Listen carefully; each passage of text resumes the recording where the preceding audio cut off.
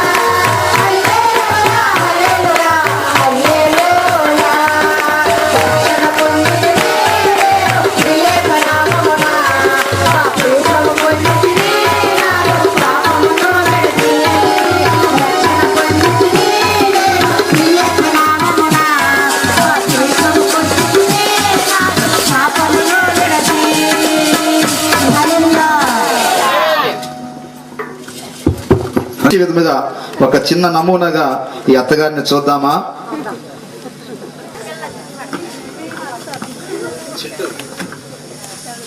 ఈ రోజు నన్ను కరుణిస్తావా? లేకపోతే నేను అప్పటికి ఇంతేనా? అయ్యా స్వామి, నిన్ను నమ్ముకున్న వాళ్ళని గొప్ప వాళ్ళగా చేస్తావని ఎంతో మంది చెప్పుకుంటే విన్నాను. ఇన్ని రోజులైంది, నా జీవితానికి ఎదుగు లేదు పొదుగు లేదు. ఇంకొద్ది రోజులు చెప్తాను, ఆ తర్వాత నీ గురించి ఆలోచించాలి. ఉంటాను స్వామి. వసే ప్రసన్న, ప్రమీల, ప్రగతి అంతా ఎక్కడ చచ్చారా? అమ్మో, ముసలి లేచినట్టుంది. ఇవాళ ఏంటబ్బా ఎంత పొద్దున్న లేచింది? పొద్దున్న టైం చూడు 9 అయింది. సరే, ముందడు కాఫీ రెడీ చేయండి. అయిపోయింది, రెడీ. ఏమో ఎక్కడ తగలట్టారే? పొద్దుకి ఇంతసేపు అయింది. కాఫీ, నా గొంతులో ఒక కాఫీ చుక్కని అందించండి. నిజంగా తగలెట్టేస్తే దీని దరిద్రం వదిలిపోతా. ఏంటో మాటలు, అత్తగారు కాఫీ ఇచ్చిరా? మా పొద్దున్న ఆ ముసలి దాని నోట్లో నేను పడినమ్మా తల్లి. అక్క అసలు ఆవిడంటే నాకు చాలా భయం, నువ్వు ఇవ్వక్క. సరే, నేను ఇస్తాను కానీ కూర చూడండి. చదువుకున్నారు కదా, ఏదైనా ఉద్యోగాలు చేస్తారని ముగ్గురిని కొడలుగా తెచ్చుకున్నాను. ఉద్యోగం ఎటూ లేదు. పొద్దుకి ఇంతసేపు అయింది, కాఫీ ఇవ్వాలనే జ్ఞానం కూడా లేదు. ఏం చేస్తున్నారా లోపల? కాఫీ రెడీ చేస్తున్నామండి. అంతేగా నన్ను లేపేయడానికి కసరత్తులు ఏమైనా చేస్తున్నారా? మరి ఇంకేమైనా వస్తాయా? పొద్దుకి సేపు అయింది, కాఫీ ఇవ్వాలనే జ్ఞానం లేదు. ఏం పెత్తనం చేస్తున్నకి ఈ ముసలిదే. చేతితో చిన్న పనిముట్టుగా కానీ మా మీద మాత్రం పెత్తనం బాగా చేస్తుంది. అత్తయ్య, ఈ వారం మేము ముగ్గురు ఒకే ఆఫీసులో ఉద్యోగాల కోసం ఇంటర్వ్యూలకు వెళ్ళాలి. అందుకనే వంటలు చేస్తున్నాం. అందుకే కాఫీ కొంచెం లేట్ అయింది. ఇదైతే వచ్చి చేస్తుందా? మా ప్రయత్నం మేము చేస్తున్నామండి. అబ్బాయి దేవుని చిత్తం. ప్రతిదానికి మాట్లాడితే దేవుని చిత్తం అంటావు. ఈ పెళ్ళైన దగ్గర నుంచి తింటున్నారు ముద్దలు, అవన్నీ దేవుడే తెచ్చి పెడుతున్నారా? ఆ ఇంటర్వ్యూకి వెళ్ళి తగలాలండి. సరే అత్తయ్య. ఏసయ్యా, ఈసారి అమ్మాయిలకు ఉద్యోగాలు వస్తే వీళ్ళ మీద పెట్టిన ఆశలు నెరవేరుతాయ్యా. వెళ్ళరండి. ఆగండి, బస్సులో ఆటోలు ఎక్కకండి, ఒక ప్రక్కగా నడిచి వెళ్ళండి. ఆరోగ్యానికి చాలా మంచిది. ఏమ్మా, మీ ఇంటి ఇంకా గంట టైం ఉందిగా, పర్లేదు నడవండి. ఈసారి ఉద్యోగాలు వస్తున్నాయని రండి, లేదంటే మీ సూట్ కేసు రంగం గీసి పంపిస్తాను. అటు నుంచి అటు పుట్టింటికి వెళ్ళండి. వినపడిందా? ఆవిడ చెప్పినట్లు ఎందుకు వినాలి? నా దగ్గర డబ్బులని బస్సు ఎక్కేద్దాం పదండి. తప్పు. పుష్కరాలని యజమానుల సైతం లోబడి ఉండమని దేవుని వాక్యం చెప్తుంది. అత్తగారు చెప్పినట్లు నడిచి వెళ్దారండి. ఆపై దేవుని చెప్తుంది. అక్క అదేంటే? నాపై ప్రేమ ఉంటే నేను చెప్పినట్టు రండి.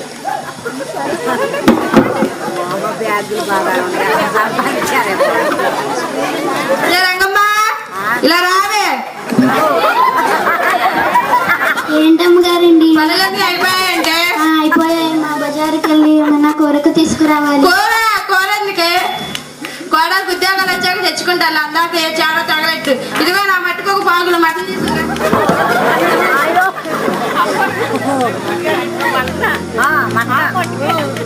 తీసుకొస్తానమ్మా. ఏంటో ఈవిడ పిల్లలకు సంపాదన లేదని రోజు చార్నీళ్ళే తినిపిస్తుంది. ఉన్నదంతా దేవుడిచ్చిందేగా, సంతోషంగా ముద్ద కూడా తిన్నవదే.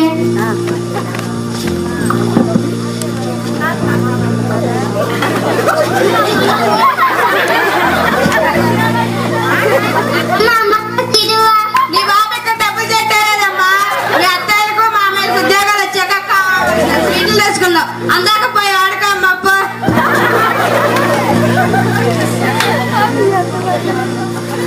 కొడుకులు ముగ్గురు ఉద్యోగాలని హైదరాబాద్ వెళ్ళి నా సొమ్ము అంతా గొల్ల చేస్తున్నారు.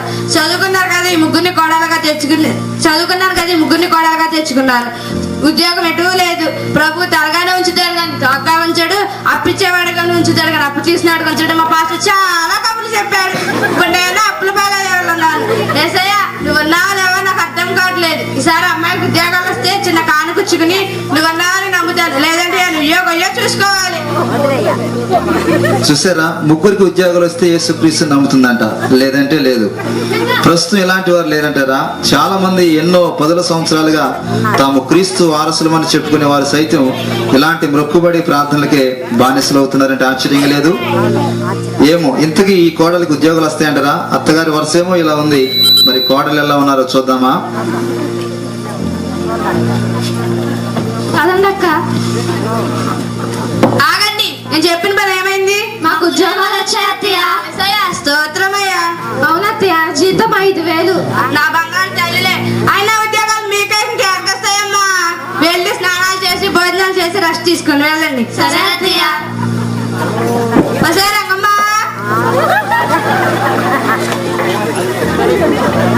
ఏంటమ్మా పిలిచారు? డబ్బులు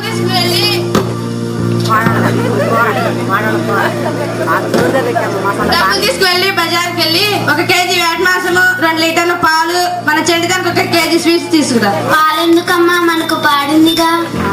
పిచ్చిదానా, మనకేదో సాయంత్రం ఇస్తుందే పాలు. కోడలకు ఉద్యోగాలు వచ్చాయి కదా, వాళ్ళకి పాయాసం కాసిపోయాలి కదా. కబుర్లో వెళ్ళు. అలాగేనమ్మా. ఏంటి అంటే వెళ్తున్నా? బజారు బయట బట్టపట్టుకు వెళ్ళాలి కదమ్మా. సరే వెళ్ళు.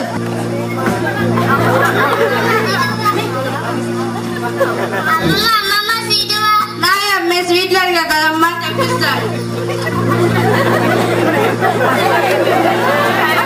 అందాక ఈ డబ్బులు తీసుకుని కొనుక్కమ్మా. వెళ్ళమ్మా.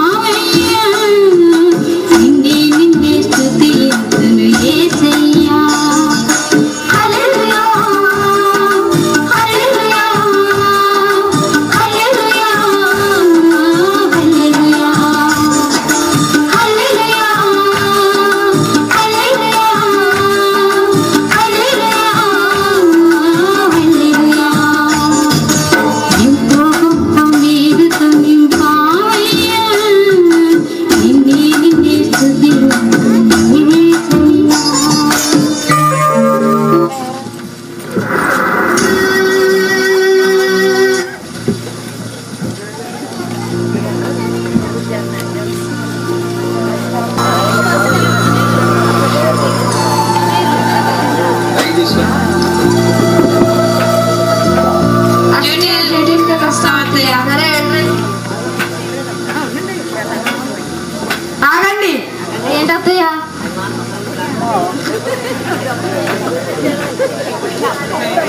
డబ్బులు తీసుకుని బస్కి వెళ్ళండి, లేట్ అయితే ఆటో కట్టించుకు వెళ్ళండి. సరే అత్తయ్య. రాదండి.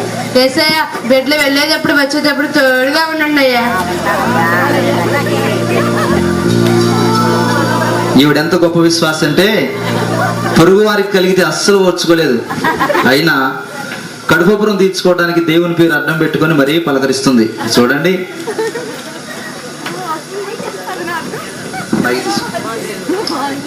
వందనాలండి వదిన గారండి. వందనాలు వదిన, కూర్చోండి. ఏం తీసుకుంటా, తీయా పావా? ఏమీ వద్దండి, ఊరకనే మిమ్మల్ని చూద్దామని వచ్చాను. సరే, విషయాలు చెప్పండి. ఏమన్నా మీ కోడలకు ఉద్యోగాలు వచ్చాయంట కదా? ఏం ఉద్యోగాలు లేవు వదిన. 6 నెలల నుంచి తిరగ్గా ఆ యేసుబాబు కాడి నుంచి ఏవో చిన్న చిన్న ఉద్యోగాలు చూపించాడు. ఏవో ఏంటి వదిన, దేవుని దేవుడు మీ కోడలేమిగా ఉద్యోగాలు సంపాదించారు.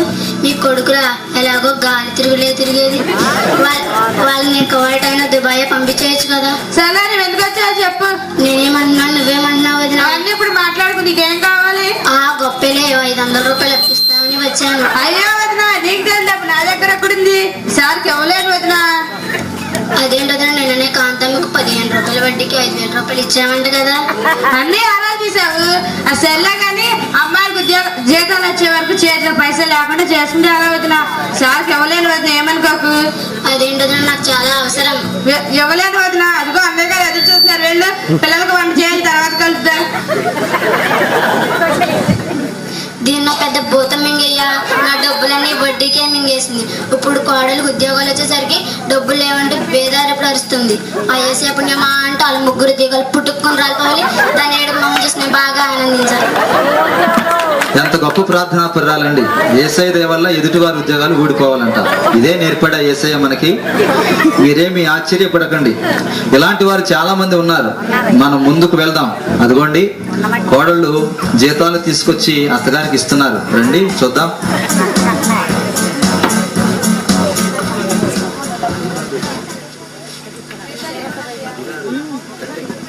జీతాలు ఇవ్వండి అత్తయ్య. నా బంగారు తల్లి ఎంత బాగా సంపాదించారే. అత్తయ్య, జీతాలు వస్తే దేవునికి దశమాగం ఇద్దాం అనుకున్నా, ఇస్తారా? ఆయన మనకిచ్చే పిచ్చిదానా, ఆయన మనకిచ్చేదేడా కానీ మనం ఆయనకి ఇవ్వాలా తల్లి? ఆయనకి ఎంత ఇవ్వాలో నాకు తెలుసమ్మా. మీరు వెళ్ళి రెస్ట్ తీసుకోండి. సరే అత్తయ్య.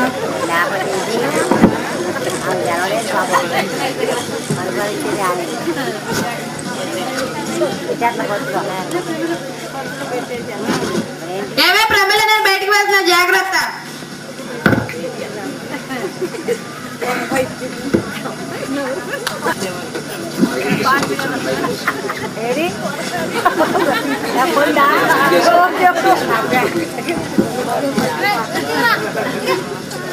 డబ్బంటే ఆ ముసలితో పడి చచ్చిద్ది. అది మాత్రం దేవునికి ఇచ్చిద్ది అనుకున్నావు. డబ్బంతా దాని చేతిలో పెట్టా. మనం మన బాధ్యత ప్రకారం అత్తయ్య గారికి ఇచ్చాం. ఆవిడ ఏం చేసినా ఆపై దేవుని చెప్తాం. నువ్వు ప్రతిదానికి అలా మాట్లాడితే మనం పూర్తిగా బానిసలు చేస్తుంది. తప్పు, అలా మాట్లాడుకు. ఎవరికి బానిసలు కాదు, అందరూ దేవుని వారసులే.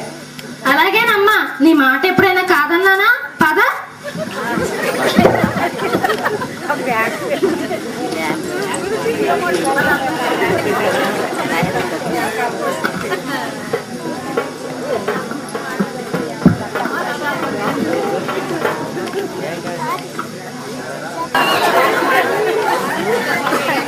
పాస్టర్ గారు ఇంటికి వస్తున్నారు. బంగారు పాస్టర్ గారు కూర్చోండి. ఒకసారి పాలు తీసుకురావే. ఏమ్మా, అంత బాగున్నారా? ఈ మధ్య మీ కోడలు చర్చికి రావట్లేదేంటమ్మా? ఉద్యోగాలు వచ్చాయండి, అందుకే తీరిక లేక రాలేకపోతున్నారు. అదేంటమ్మా, మీ 3 కోడళ్లకు ఉద్యోగాలు వస్తే తప్పకుండా చర్చికి వస్తాయని వాగ్దానం చేశారు. ఇప్పుడు మీరు రావట్లేదు, మీ కోడలు రావట్లేదు. మొత్తానికి దేవుడు చేసిన కార్యాలు మర్చిపోయారా ఏంటి? పాస్టర్ గారు పాలు తీసుకోండి. అయ్యో, నేనేలా మర్చిపోతానండి. వీళ్ళ అమ్మాయికి ఉద్యోగాలు వచ్చాయంటే ఆ దేవుని కృపేగా. మరి వీళ్ళు ఆయన న్యాయం చేయాలి కదా. మరి నేనంటారా, వండి వాచి ఇంటిని పాడిని చూసుకునేటప్పటికి మనసుకు రావాలనున్నా రాలేకపోతున్నాను. వచ్చేదట్టు ప్రార్థన చేయండి. ఖాళీ చేసుకుని దేవుడు సమయం ఇవ్వాలి. సమయం ఇవ్వాలేండి, మరి ఆదాయం కూడా చూసుకోవాలి కదా. ఇదివరకు అమ్మాయిలకు ఉద్యోగాలు లేక చేతిలో పైసా ఉండేదే కాదు.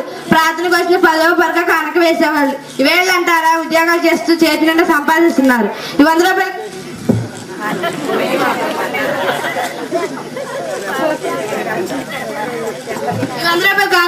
కోసం ప్రార్థన చేయండి. క్షమించండి, మీకు కాలు లేదని ప్రార్థన మానేసి ఇప్పుడు కానుకగా 100 రూపాయలు ఇస్తే ఆ 100 రూపాయల కోసం ఎదురు చూసేవాడు కాదండి దేవుడు.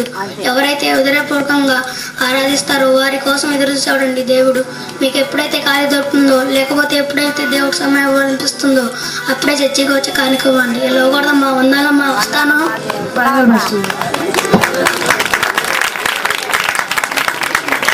యేసయ్య, ఈ 100 కూడా మీకు ఇచ్చామయ్యా, నువ్వు ఎంత గొప్పవాడు. ఈ పాస్టర్ గారికి ఎంత అంటే మా కష్టాలు డబ్బులు చెట్ల కథలు కోసుకొచ్చి ఖర్చు పెడతారు.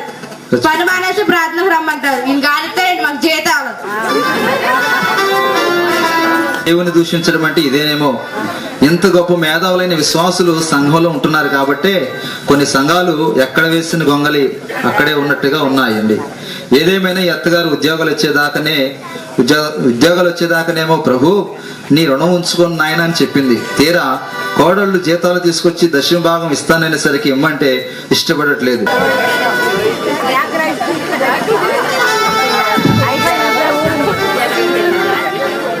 అయ్యో, అత్తయ్య గారికి ఈ విషయం ఎలా చెప్పాలి? చెప్పేదే ఉంది, మన ఉద్యోగాలు మన ఏం చెప్తున్నా దెబ్బ కావకుండా ఆగిపోద్ది. పోతే పోనీ, మనల్ని ఎప్పుడైనా దేవుని సన్నిధికి వెళ్ళిచ్చిందా? దేవునికి దర్శనం భాగం ఇవ్వనిచ్చిందా? తప్పు అలా మాట్లాడకండి. ఆమెకు వాక్యం తెలియక తప్పు చేస్తుంది, మనకు వాక్యం తెలిసి తప్పు చేస్తాము. అత్తగారి గురించి ప్రార్థన చేద్దాం. ఆవిడ గురించి మనం ప్రార్థన చేయడం కాదు, ఆవిడ వచ్చిందో మన చేత పెద్ద ప్రార్థన. అవునే, సమయానికి వీలు కూడా లేరు. అవునే, మన జీతాల మీద ఆధారపడి ఒక కొడుకుని కువైట్, ఇంకో కొడుకుని సింగపూర్, ఇంకో కొడుకుని ఖతార్ పంపించి ఈవిడ అత్తరు పూసుకుని తిరుగుతుంది. అదిగో అత్తరు వస్తున్నట్టు, మా అత్తగారు వస్తున్నట్టున్నారు.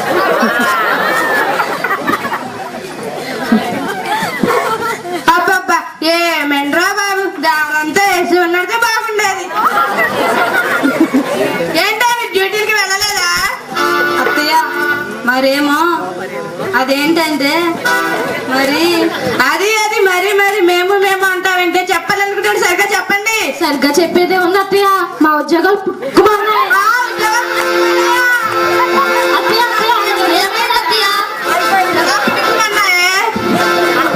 మా కంపెనీ వాళ్ళు ఇన్కమ్ ట్యాక్స్ కట్టలేదని, లెక్కలు సరిగ్గా చూపించలేదని సీల్ వేశారు అత్తయ్య.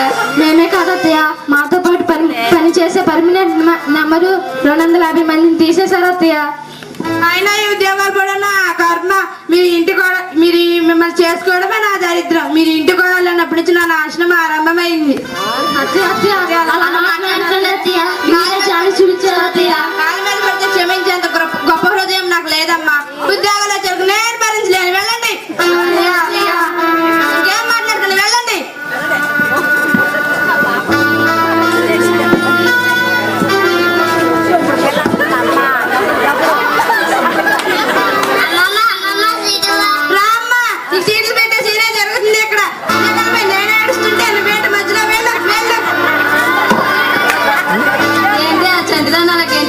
మన మీద చంటిదాన్ని చూపిస్తుంది అంటే మనల్ని గంటేసింది ఆ చంటితో లెక్క.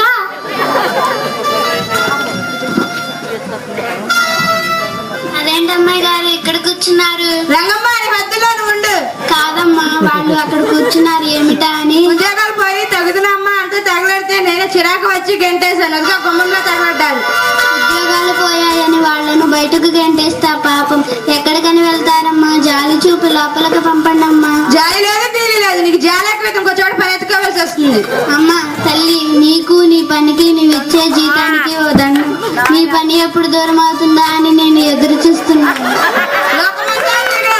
దొరకతే లేవండి అమ్మా, లేవండి. మీకు ఉద్యోగాలు వచ్చేంత వరకు ఈ పేదరాలి ఇంట్లో ఉందిరు. లేవండి అమ్మా. సరే పదండి అక్క. నిలకడలేని భక్తి ఎక్స్పడి సముద్రం కెరటం ఇదేనేమో. విశ్వాసంలో నిలకడగా ఉండలేరు. ఇలాంటి వారికి ఏ సైతో పని లేదు, ఆయన ఇచ్చే ఆశీర్వాదాలే కావాలి. ఇలాంటి వారు మారాలంటే ఆ దేవుడే వాళ్ళని ఆకర్షించుకోవాలి. ఈ అత్తగారు ఎలా మారుతారో ముందు ముందు చూడాలి. ఇప్పుడు రంగమ్మ ఇంట్లో ఉన్న కోడలను చూద్దామా?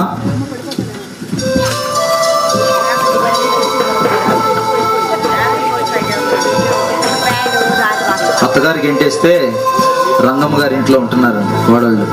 రంగమ్మ మనల్ని తీసుకొచ్చింది కాబట్టి సరిపోయింది, లేకపోతే ఎక్కడికి వెళ్ళాలో అర్థమయ్యేది కాదు. నిజమే, మళ్ళీ మనం ఉద్యోగాలు ట్రై చేయాలి. అవునే, మళ్ళీ మన ఉద్యోగాలు ట్రై చేయాలి, లేకపోతే అత్తయ్య గారు ఇంట్లోకి రానివ్వరు. టీ తీసుకోండి. రంగమ్మ, నేను చాలా ఇబ్బంది పడుతున్నాను కదా. ఇబ్బంది ఏముందమ్మా? ఇబ్బంది మీ అత్తయ్య గారేమో మిమ్మల్ని ఇంట్లో నుండి బయటకు గెంటేశారు, మీరేమో మీ అత్తయ్య గారిని వదిలి దూరంగా ఉండంటున్నారు. ఆ దేవుడే ఆధారం చూపించాడు అనుకోనమ్మా.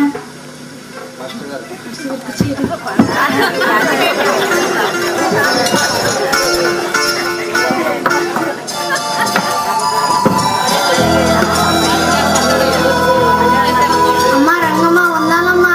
వందనాలండి పాస్టర్ గారండి. కూర్చోండి పాస్టర్ గారండి, మీరు కూర్చోండి. సరేనండి. మీ గురించి రంగమ్మ చెప్పింది. ఆ ప్రభుల సన్నిధిలో ప్రార్థన చేద్దాం. దేవుడు మీ అత్తయ్య గారిని తప్పకుండా మారుస్తాడు. ఈరోజు ప్రార్థన ఉందమ్మా, మరి మీరంతా రండి. పాస్టర్ గారు మమ్మల్ని క్షమించండి. టీ తీసుకోండి పాస్టర్ గారు.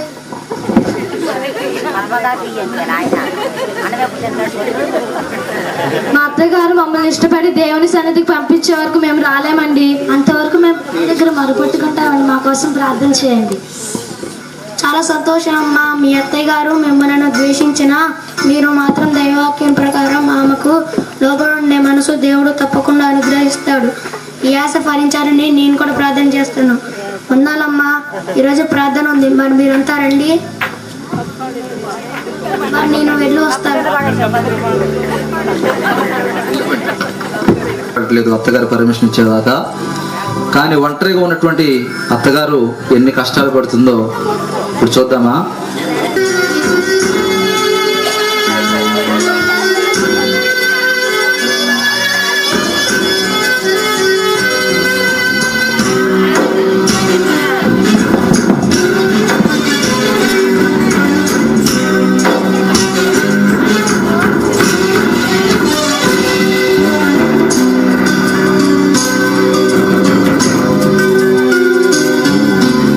ఎవరు లేక ఒంటరినై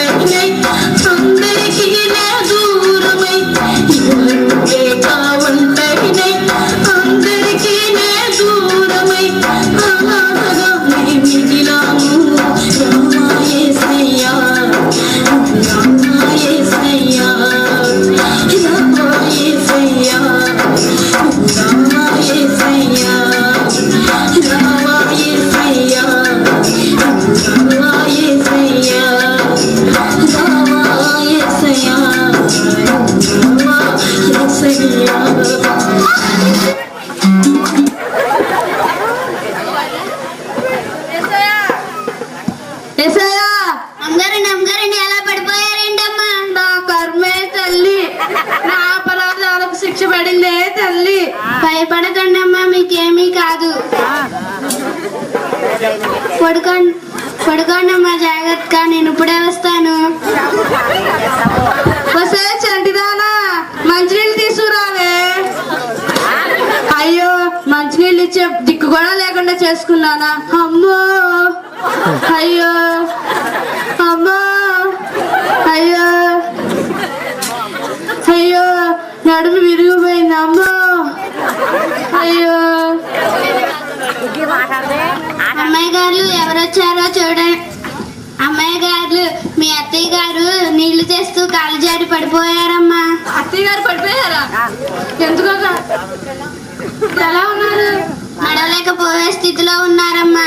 ఎందుకో కానక్క, ఒకసారి అత్తయ్య గారిని చూడాలనిపిస్తుంది అక్క. అదేనమ్మా అనుబంధం.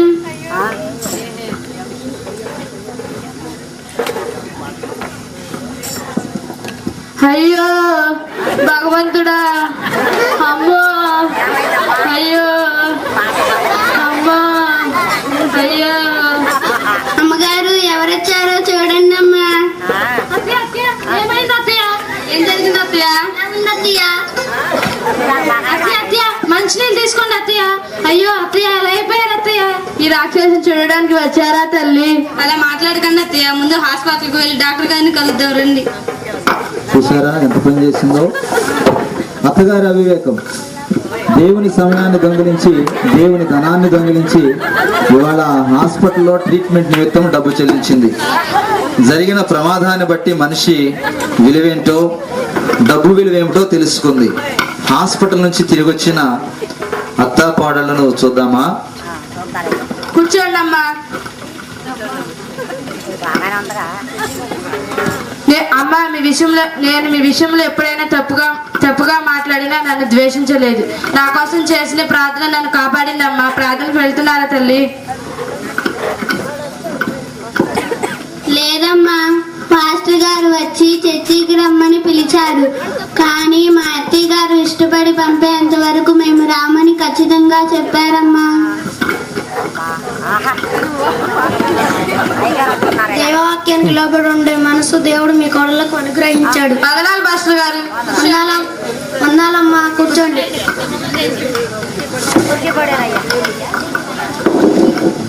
దైవవాక్యం తెలిసిన కోడళ్ళు కాబట్టి నేను గతంలో వాళ్ళ విషయంలో రాక్షసులా ప్రవర్తించిన కన్న తల్లిలా ఆదరించి హాస్పిటల్లో పరిచయాలు చేశారండి. దేవుడు నాకు కోట్ల కంటే కోడలు అనుగ్రహించాడు. నేనన్నాడు ఎన్నన్నా నన్ను ద్వేషించలేదు.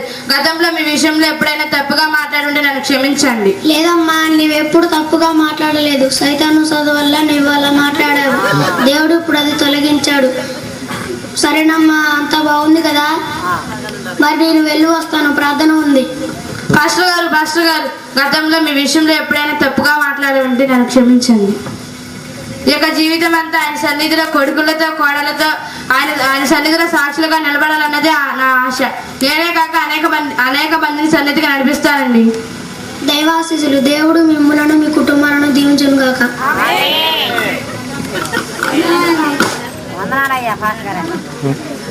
వందనాలమ్మా. దేవా, మా కుటుంబం ఎప్పుడు నీతో కలిసి ఉండే భాగ్యాన్ని దయచేయండి.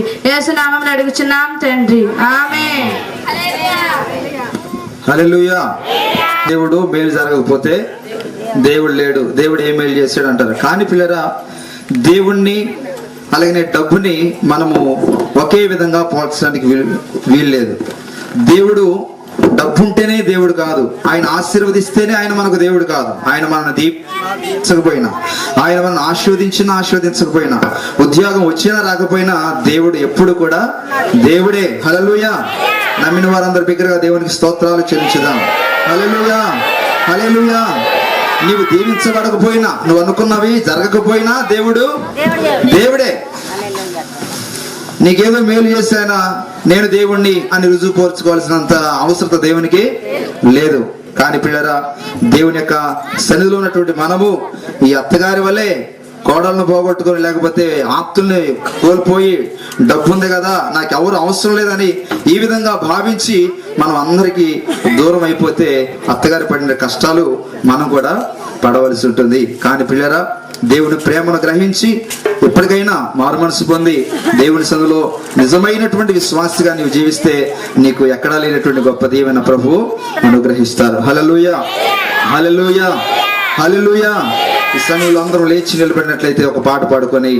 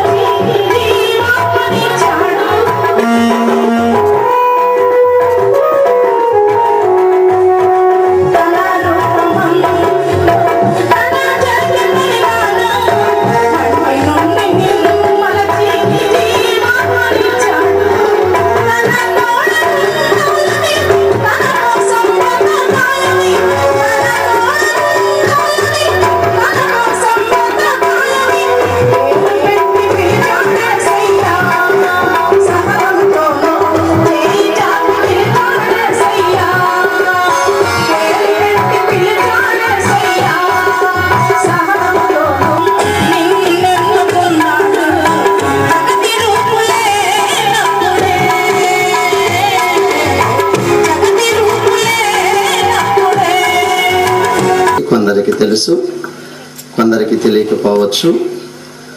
మాది గుంటూరు జిల్లా తెలాని సమీపానటువంటి అత్తోట అనే గ్రామము. ప్రకటించుచున్నటువంటి దీనులం.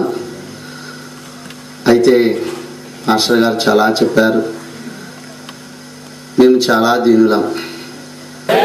హల్లెలూయా, హల్లెలూయా. గత 2-3 సంవత్సరాల క్రితం మా సంఘ బిడ్డలతో సువార్త పరిచర్యకు వచ్చాను ఇక్కడికి. మా నాయనమ్మ గారినటువంటి మస్తానమ్మ గారిని 60 సంవత్సరాల క్రితం దేవుడు పేరు పెట్టి పిలిచి అన్యుల మధ్య, హిందువుల మధ్య సువార్త ప్రకటించడానికి అమ్మను పిలిచినప్పుడు ఏదో ప్రార్థన చేసుకుంటే బలహీనత తగ్గిపోతుంది అనుకున్నా. అసలు మొగుడిని పిల్లలను వదిలేసి దేశాల ముట్ట తిరగమంటున్నాడని దేవుడు, నువ్వు అట్లాగానే వెళ్ళేటట్టయితే నీ పిల్లలను 5గురిని బావిలో పడేసి చంపేసి వెళ్ళిపోమన్నాడంట. అలా చాలా శోధన జరిగిన తర్వాత దేవుడు మరలా ప్రార్థన చేస్తే సంవత్సరానికి 4 గ్రామాలు వెళ్ళి సువార్త ప్రకటించమన్నాడు దేవుడు. అలా అమ్మ జీవించిన కాలంలో 40 సంవత్సరాలు మా ప్రాంతమంతా తిరిగి సువార్త ప్రకటించింది. అమ్మ చనిపోయి 8 సంవత్సరాలు. అలాగే సువార్త ఆగిపోకుండా మరలా మా నాన్నగారు ఉన్నారు, నేను కలిసి ప్రార్థన గ్రామం వచ్చాం. మా సంఘ బిడ్డలందరితో కలిసి ఇక్కడికి వచ్చి వెళ్ళిన 2 సంవత్సరాలు గడిచిన తర్వాత నాకు బలహీనత వచ్చింది. చాలా భయంకరమైనటువంటి శోధన, అది చెప్పలేనటువంటి. అంత బాగానే ఉంది. కూడదీసినప్పుడు చదును చేసాం, మెరకదోలాం, ఆ ఇనుము చిప్స్ అన్నీ ఏర్పాటు చేశాం, శంకుస్థాపన చేయించాం. పిల్లర్స్ లేచిన స్లాబుకు వచ్చేసిన తర్వాత ఆటంకం వచ్చింది, కట్టడానికి వీలు లేదని. ఇంతమందిని ఇక్కడ కట్టడానికి వీలు లేదని చాలా బాధ పెట్టారు, చాలా కన్నీరు కార్చాం. సంఘమునారు ఆ తోటలో మా మందిరానికి వచ్చేది కేవలం ఒక 25 మంది మాత్రమే. వారు కూడా ఒక 10 మంది హిందువులు, మా సాయిబులకు 20 మంది, మొత్తం ఒక 30 మందే. మా ఊరు వారు పెట్టిన ఆంక్షన్ ఏమిటంటే పొరుగురు నుంచి మనిషి రావడానికి వీల్లేదు. ఉన్న ఊళ్ళో వాళ్ళు, మా వాళ్ళు ఒక 10 మంది వస్తున్నారు, మీరు ఒక 20 మంది వస్తున్నారు కనుక మీరు 30 మందికి తగినంత మందిరం కట్టుకోండి. ఇక్కడ పెద్దది కడితే మాత్రం ఊరుకోం. పొరుగురు మనిషి బస్సు దిగితే ఊరుకోమని చాలా కట్టడి చేశారు. అక్కడ మా తరపున మాట్లాడేవారు ఎవరూ లేరు. అయితే ప్రతి ఆదివారం సన్నిధికి 200 మంది వస్తారు. ఆ 200 మంది చుట్టుపక్కల 40 గ్రామాల నుంచి వస్తారు. ఆదివారం వస్తే 10 గంటల నుంచి ఆటోలు, బస్సులు జనం దిగుతానే ఉంటారు. మేము చెప్పిన మాట వినకుండా మీరు కానీ మందిరం కడితే బస్సు దిగిన మనిషిని దిగినట్టు కొడతామన్నారు. మందిరం వేసుకొని మందిరం వడదీసిన తర్వాత 1.5 సంవత్సరాల మందిరంలో ప్రార్థన చేశాము. ఇంట్లో ఏర్పాటు చేశాం. మా అప్పమ్మ తాను తీసుకోమన్నాడు ఆయన. అబ్బాయి వాళ్ళు వెళ్ళి 10 కాదు 20 సెంట్ అని అడిగారు. ఆ 20 సెంటు కూడా దేవుడు మాకు ఇచ్చాడు. హల్లెలూయా. 20 సెంటు 5 లక్షలు అయింది. ఆ తోటలో మందిరం 3 సెంటుల్లో ఉంది. ఎన్ని సెంట్లు?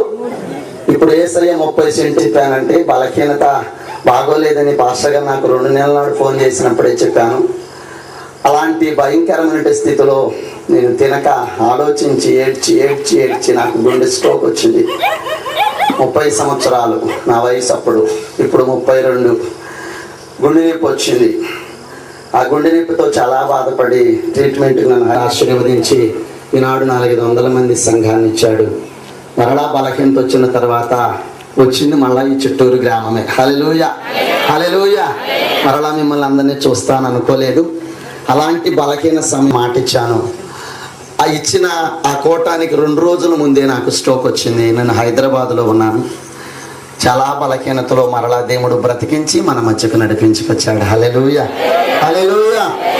ఏమీ ఎరుగని దీనులమయ్యా, నియమములెన్నో నేర్పినావో. ఏమీ ఎరుగని దీనులమయ్యా, నియమములెన్నో